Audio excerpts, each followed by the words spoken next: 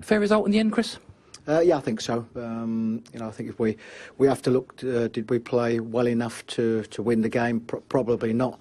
Certainly, they didn't play well enough to win it either. So probably on reflection, it's a decent result. What did you make of the chances in the game? Your keeper's made a terrific double save in the first half.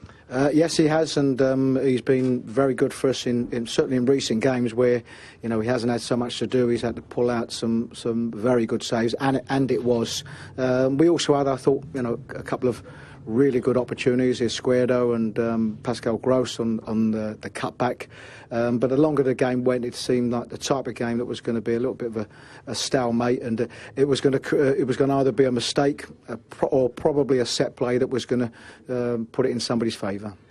What did you make of the game itself? It didn't play out like a derby.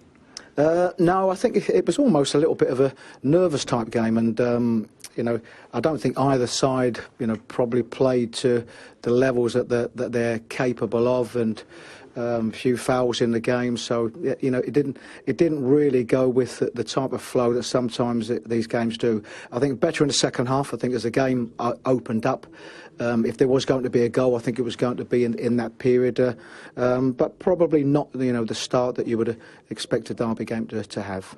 Pleased that it keeps your run of form going at home?